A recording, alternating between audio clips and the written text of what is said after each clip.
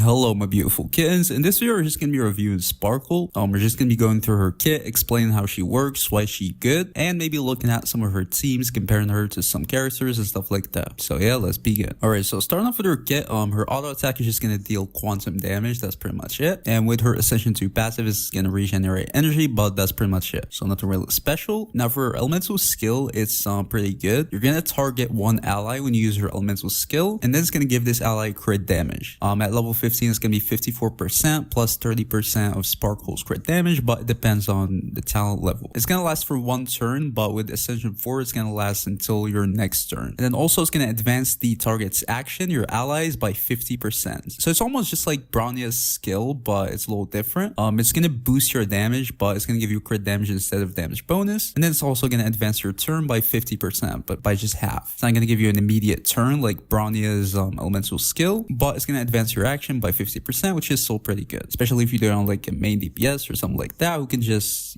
benefit from their turn being advanced. Now I'm going to move on to the talent first, and then I'm going to move on to the ultimate because it's better. So your talent is going to increase your skill points like maximum to 7 instead of 5, which is very unique. So you can have up to a maximum of 7 stacks of skill points. And then whenever any ally consumes 1 skill points, all of your allies' damage is going to be increased for 2 turns. It can stack up to 3 times. So it's going to increase all of your party's damage when any ally uses 1 skill point, which is pretty good. This should be like very easy to activate. And that's in my opinion the biggest good thing about her, which is that you're going to benefit from consuming skill points. And that also is going to increase your maximum, which is pretty good. So it's going to give you a lot of like more flexibility in your rotations and stuff like that. And now finally moving on to her elemental burst. When you use it, it's going to give you 4 skill points for free. And then it's going to buff up your damage bonus from your talent. So her elemental burst is not really as strong. It's just going to give you skill points and then buff up your talent's damage bonus, and that's it. So it's not really as necessary to use, which is in my opinion kind of like good. Obviously you're still going to need to use it from time to time because you're going to play her in like skill heavy usage teams. So you're going to need to recover those skill points, but it's not even going to be like as necessary for her or anything like that. Most of her buffs just come from her talent and skill, and that's it. Her burst is just like extra as skill points to make sure you have enough of them. Now finally for her Ascension 6 passive, it's going to increase your attack by 15%, which is pretty good for all of the allies in your team. And then when you have 1, 2, or 3 quantum allies, it's going to increase their attack by 5, 15, or 30%. Above that already 15%, but it's only going to do that to the quantum allies on your team, which is good.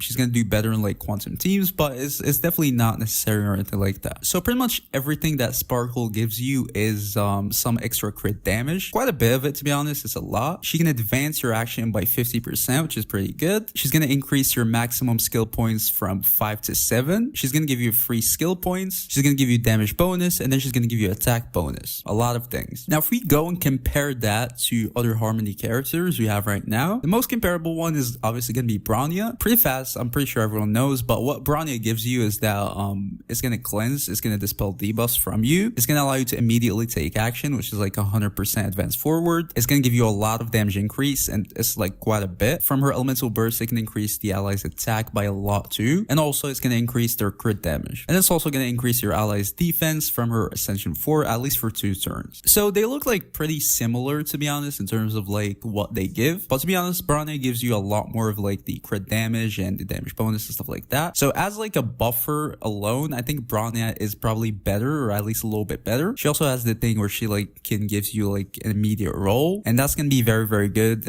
If you need a healer and stuff like that, you can just get them in the field like right away. Sparkle can advance your action by 50%, but it's not as good as being able to use any character you want like immediately. Now Sparkle obviously has the whole skill point stuff and stuff like that, but that's not always necessary in a lot of teams. So if I had to choose, and I like stress this a lot, if I had to choose between one of them, I would say Bronya is probably still the better support because she gives you a lot of buffing and flexibility to your teams. But the important thing is that those 2 characters don't even have to be as competitive as they might seem, because they can literally work together in the same team in a lot of teams, even though they give like pretty much the same buffs. So that's not as valuable, but as I said before, Bronya gives a lot like stronger buffs. But the problem with Bronya is that most of her buffs are going to come from her elemental skill, so she cannot really be played in a lot of like skill hungry teams. And even though she's one of the best supports as for like buffing, she cannot be played with a lot of characters simply because she requires a lot of like skill points and stuff like that. So it's going to be long to play her with some main DPSs. But with Sparkle present, she's going to allow you to play Bronya in a lot of of other teams with some main DPSs that you weren't able to before. And talking about that, let's move on to her teams. So as I was saying, Sparkle is going to be able to unlock a lot of teams that were just not possible to use in the game. For example, we have Don Hung is like one of the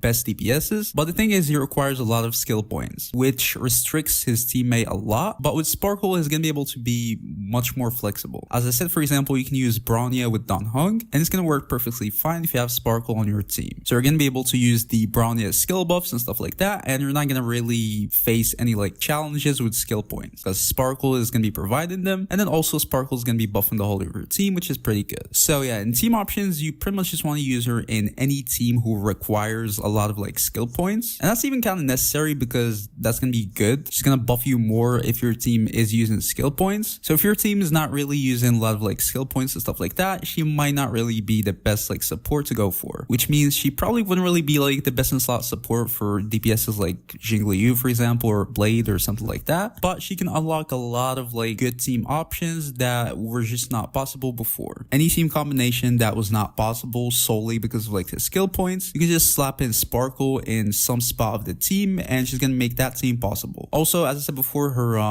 Ascension 6 is gonna give more attack to like quantum characters, so solo like quantum teams are gonna be pretty good. So yeah, another team example is gonna be like Sheila. She's gonna allow you to play like a full quantum team with Sheila and you're not gonna face any like skill point problems or anything like that, and she's gonna be providing you with a lot of buffs. So you can do something like Sheila, for example, and then Sparkle, and then Silver Wolf, and then Fujuan, or anything like that. So she's gonna take the mono quantum teams to another level, which is pretty good. But yeah, as I said before, you don't really need to play her with like quantum characters. Any team who requires a lot of skill points, or any like combination of characters who you think is not gonna work because they're both like skill point hungry, you can just slap in Sparkle and it's gonna allow them to work together pretty fine. And that's her biggest strength. Now moving on to the final like thoughts and what I would rate Sparkle, at least for right now. Before we continue with that though, please make sure you subscribe to the channel. That's gonna help me a lot. So yeah, hit that subscribe button. You do it, thank you.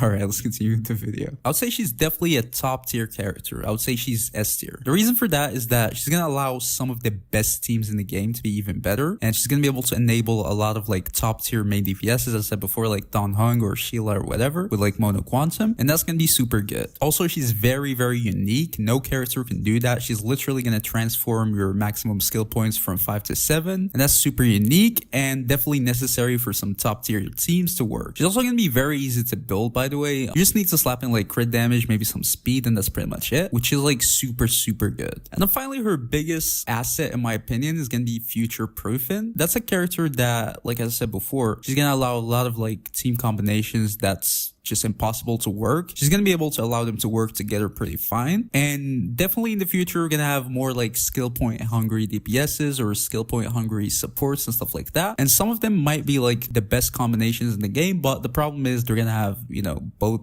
of them are just gonna be like skill points hungry, so they're just not gonna work together. Sparkle's gonna be able to solve this problem, and even right now she's gonna be enabling a lot of like top tier teams like Mono Quantum, Don Hung, and stuff like that. But in the future I can definitely see her being just more and more valuable because she's very unique at what she does, and what she does is very important to make a lot of teams work. So yeah, honestly I'd say Sparkle is an S tier support in my opinion. At least she doesn't really have a lot of like cons or weaknesses. Maybe the only thing is that her buffs are not really special, it's just like crit damage and damage bonus, but that's just her buffs. Like as I said, her main thing is the skill point stuff and she works pretty fine. So yeah, Sparkle is S tier in my opinion. I think she's gonna be pretty good. And for now, don't forget to leave a like, subscribe to the channel. See you guys in the next video. Peace.